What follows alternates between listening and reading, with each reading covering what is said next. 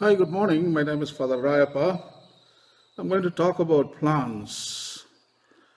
United Nations Year of Pulses 2016. They talk about the cultivation of pulses, and there are thousands of varieties of plants belonging to a family called the legume family.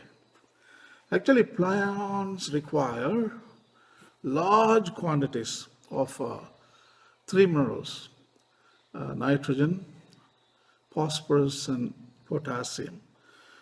The latter, the potassium and the phosphorus, these two elements are already present in the soil.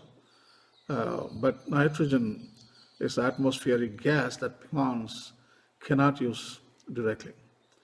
Some soil bacteria and cyanobacteria, known as blue-green algae, can fix nitrogen, and it can convert into nitrate or other compounds into a form which plants can use. Another major source of nitrogen is the decomposition of dead plants and animals. Your dog, your cat, or even human body. Other plants, when they die, they disintegrate and they are recycled into nitrates or nutrients so that plants can use them. In arid soils, especially, where decomposition of organic material is slow, plant growth is often limited by the available amount of soil nitrogen. Actually, arid soil like in India, Africa, and Southeast Asia, you don't find a lot of plants, also no animals. So they are deprived, land is deprived of nitrogen. So they are very, very poor soils. But many legumes harbor colonies of nitrogen-fixing bacteria in their roots, like peanuts. The plant provides favorable habitat and carbon for the bacteria, gives minerals and nutrients and food for the bacteria, and the bacteria in turn provide surplus nitrate to the plants. It's a symbiosis. The land, they provide carbon, and the bacteria in turn produces nitrate and gives to the plant. These legume plants like peanuts, they are known for this kind of symbiosis.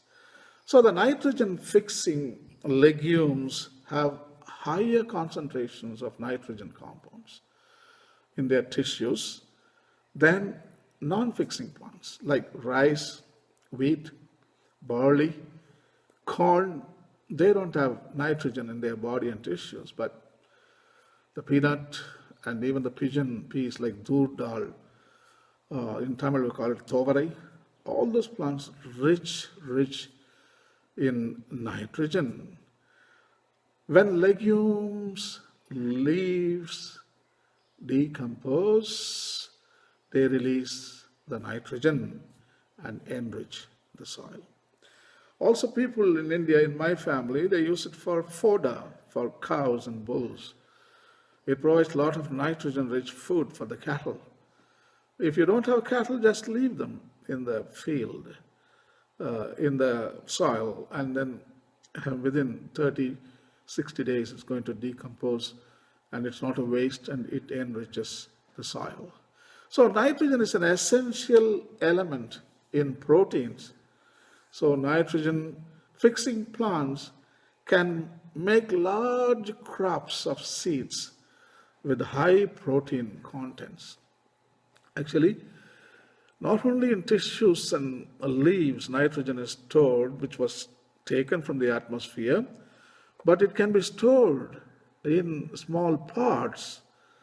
Inside the pots, you find peas or beans. That is full of nitrogen, full of protein. And these seeds are energy packed, and you can take them and eat them for protein. You don't have to eat meat because meat contains good and bad cholesterol. But I think the nitrogen-rich legume family seeds like beans and chickpeas and lentils and peanuts, all of them are packed with good cholesterol. Even cashew nuts. People love to eat cashew nuts because of its good cholesterol. So I think nitrogen fixation is one of the wonders of the natural world. There is 78% of nitrogen in the atmosphere, but humans, we can't use them directly. Only, as we know, there is 21% oxygen. And what happens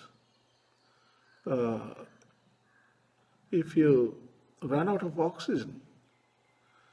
There'll be a big catastrophe and disaster in the history of the planet. It happened a few times. It is called anoxia, oxygen level going down. But unfortunately, we don't know how to use nitrogen. Only legume family plants, they are using the nitrogen, but we depend. Indirectly, we are benefiting from the nitrogen from the atmosphere.